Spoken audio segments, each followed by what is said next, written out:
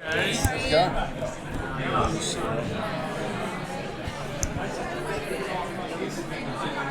are you guys? Enjoying your day? Very much so. How about you guys? Good. Yeah, chill. You're our last one as well, so we're all. How was the panel? It was lovely. Yeah, it was good. Really good, thanks. Yeah. At the end of the first season, Walter is in the hospital and you tell him, I really care about you. So where will your relationship go to in the second season? What can you tell us about that? Well, I don't know where it'll progress throughout the entire season, but Paige finds a way to continue to be a little bit, I don't know, just revealing her feelings, but it won't be what I think people think it will be. She's a very honest individual, so she kind of has to, Paige's gift. Yeah. Sort of diarrhea of the mouth. In a non-tech way. Yeah. What about Walter? About the I completely forgot the question.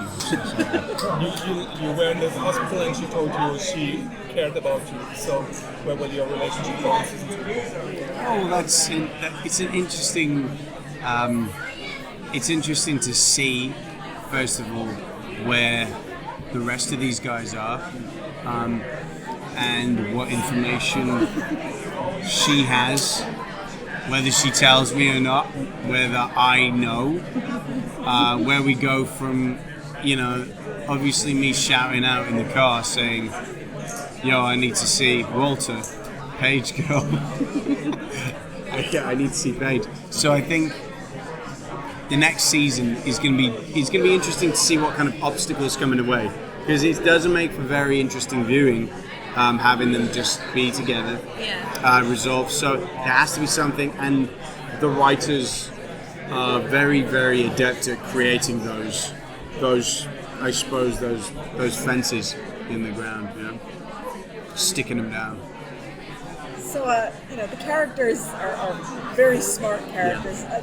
Do you ever have trouble with any of the dialogue or figuring out what any of it means, or do you even really try to figure out what most of it means? Yeah. I don't. Yeah, we try. I mean, but no, Katharine's been modest because she doesn't get a lot of that type of dialogue. But when you do, you do. But when you don't, you don't. I do. I try and work out what we're saying and why we're saying it, because it makes it just an easier job for me to. Sometimes it's an easier type of thing. It's kind of like subtext, because we're saying all this complicated wording over the top. But if you break it down to what are you really actually saying, it makes it an easier thing to translate.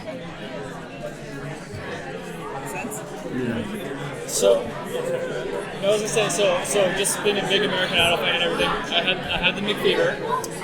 But so what is your say, or what is your? Oh, that's nice. How much input do you have on being able to sing more on the show, if you can? Being able to sing more? That was never my. That was never her my idea. idea. No. Actually, I would have preferred not to sing on the show. I think they utilised Katharine's full talent. Yeah, it doesn't really, honestly, that episode in particular, if I'm being honest, but didn't really work because it was such like an odd murder mystery meets music that for me, it felt a little pushed. Irrelevant Whatever, to make it in trouble for that. So no, I don't want to sing on the show. Fair enough. What are your favorite TV shows right now? What do you enjoy watching? Oh, I binge watched Broadchurch, and then I binge watched the second episode and the second season of Broadchurch, and I just think it's a really great show. So you've watched it as well.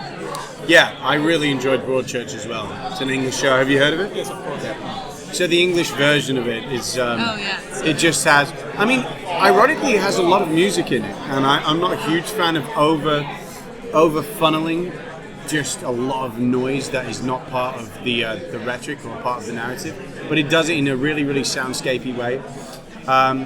I love Game of Thrones. I'm a really big Game of Thrones fan. I think what they do with all of those different lands and all of those different storylines is a really mean feat. It's no mean feat, rather. What's the most fun thing about working on Scorpion? It's fun. Super fun guy. Comedy, the jokes that we have in between, the willingness of all the people who work in it. I mean, it's we do a job that is essentially we're shooting a lot.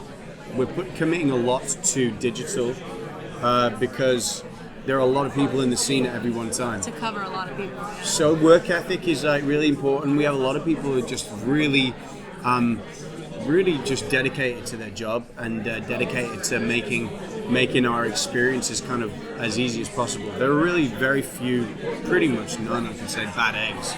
Yeah. And I think that's a really nice thing about working on the show. We have time for one. I think that we have that really fun writing with the banter where we're talking about something really serious, but then there's moments to just have these like comedic moments where one person gets a little zinger here and there. Or the physical comedy is really, I tend to enjoy that with on the taco truck, you know, you and finding things in the back of the taco truck. I hit my head hard on that taco truck. Did you? Yeah. So this is Comic-Con. What do you guys geek out on? I love all the big Marvel movies. I tend to really like those movies. I also like big action movies, so if we were able to stay and not have to go back to work, I probably would enjoy listening to a panel or two of some big movies, sci-fi movies absolutely. that I really like and enjoy. I mean, what was the one I just saw that was really good? It was so good, I just can't remember it. It was so good, the name is just, it's almost like air. That's what happens with exhaustion. You know. Did they do the Star Wars thing last year? What happened last year? What was the big one? Abrams, did he? DC probably. Guardians of the Galaxy was the big one. It wasn't that. Was it not that? Thanks so remember. much. Guys. Yeah. Okay, thank cool. you. Nice to meet you.